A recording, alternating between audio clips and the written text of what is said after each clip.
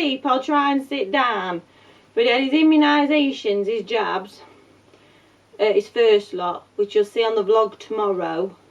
I'm sorry things aren't coming out in order sometimes at the minute. It's just the way things are at the minute. But since he had his jabs, he's been grumpy. And if I... Hello?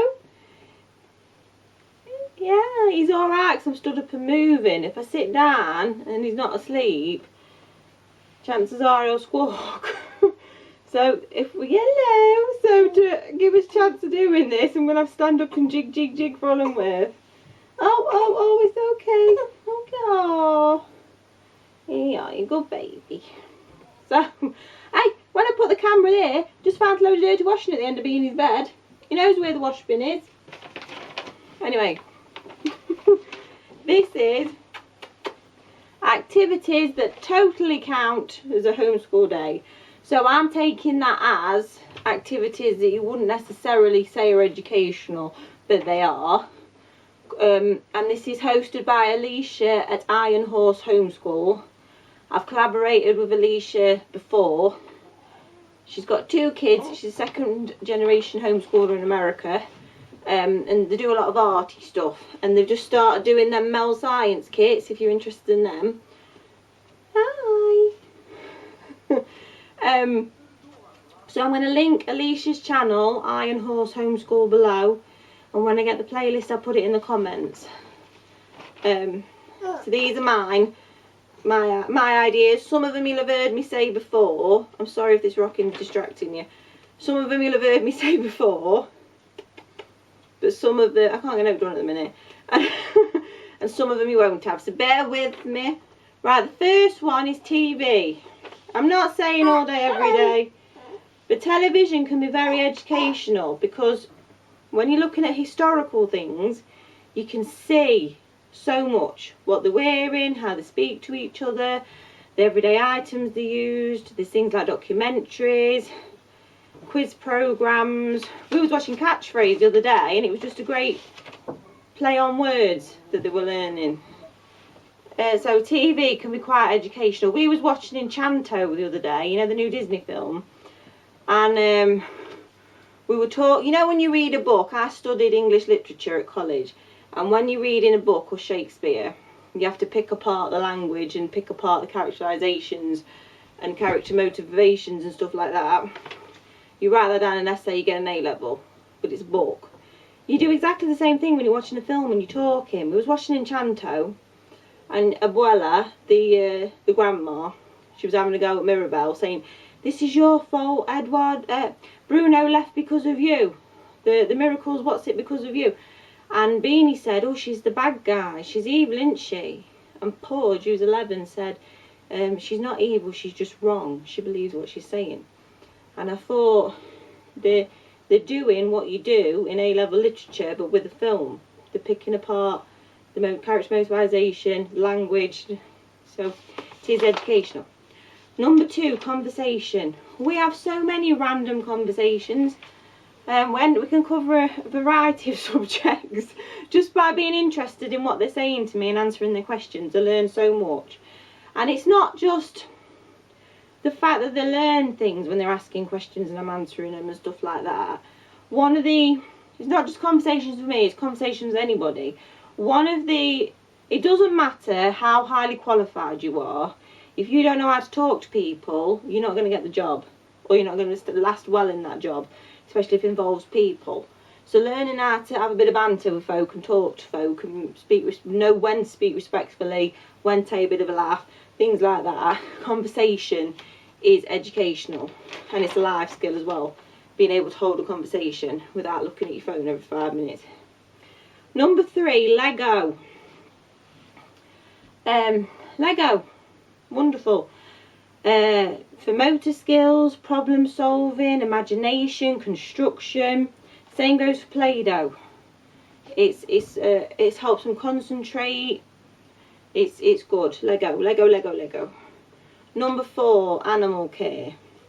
If you've got pets, you're not only learning about that animal and how to take care of that animal, you're learning love, compassion, considering somebody else. you're learning duty and responsibility. If you've got a pet, you can't just say, oh, I can't bother to feed it today. You've got to do it. That it's relying on you. You've got to, like the chickens, you've got to go outside and let the chickens out. Doesn't matter how you're feeling, you're reliant on you. And that kind of duty discipline will stand them in good stead for things like when they have a baby or when they got to go to work and things like that. Also, this morning we saw there was a dog outside, dog with no collar on, following the post lady about, wagging its tail, following her from house to house. And our dog Jasper was stood in window going mad. And postwoman says, is this your dog? And I says, no. Anyway, she left. And this dog was still wandering around the street. So we watched it for a bit, but it kept going in the road. So in the end, Pudge and Bean got it and brought it in the house. And my plan was to look after him until we found his owner. But our dog Jasper went nutty. And Jasper looked, and the kids didn't, you know, because Jasper's normally really friendly to other dogs on the park. But there's another dog in his house, in his territory. And so I was explaining, you know, animal behaviour, why he was not happy there was another male dog in the house. And then we was talking about, we don't know this dog, we don't know where it's come from, don't put your face near its face, don't know if it'll bite you, things like that. And then what's the right thing to do, what's the responsible thing to do. So we took it up to the vets where they could microchip it and hopefully find its owner. So they learn a lot from that, just by dealing with animals. Just by dealing with animals, where are we? Number 5, life skills. Again, it doesn't matter how qualified you are, if you don't know how to pay a bill or cook for yourself or do any of the general day-to-day things, then you're stuffed, aren't you? So life skills. And you do that, if they're around you while you're doing day-to-day things, they'll pick them up. And they are important because they are going to end up needing them. Doesn't matter where they go in life and what they do in life. Job-wise, they're going to need, I don't know, job-wise, they're going to need life skills. This is a workout, this is. Jog the baby, rock the baby. Oh, number 6, play. See, play is like looked down on. Or, yeah, you can go play but after you've done this, and this. But play is extremely important. And it doesn't matter how many child psychologists or how many so-called experts or how many people who've just got kids say time and time again how important play is. People still think it's not important, and it is. I think that's how they process things, that's how they understand things. I can't remember the exact statistic, but it was something like, if you teach a child something, it takes like 30 attempts for it to go in. But if they learn it through play, they get it pretty much straight away. And plus they're children, aren't they? Should be allowed to play. And again, imagination. I worry, you know, this generation that's always looking at the phones constantly.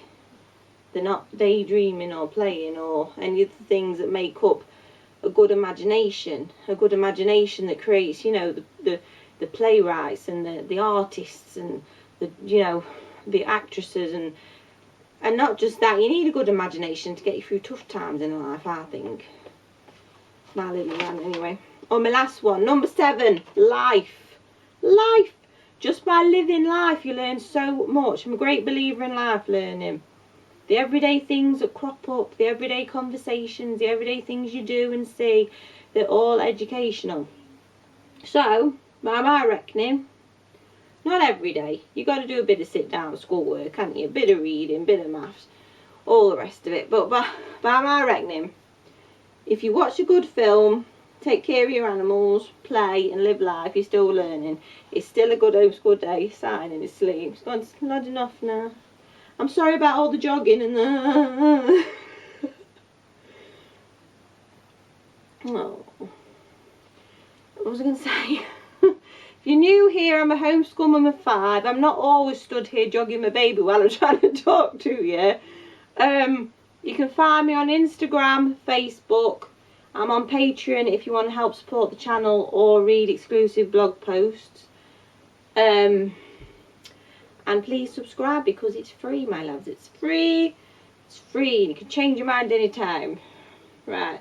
I'm going to go now. But check out the playlist, my loves. And Iron Horse Homeschool because it's a good channel. Ta-ta.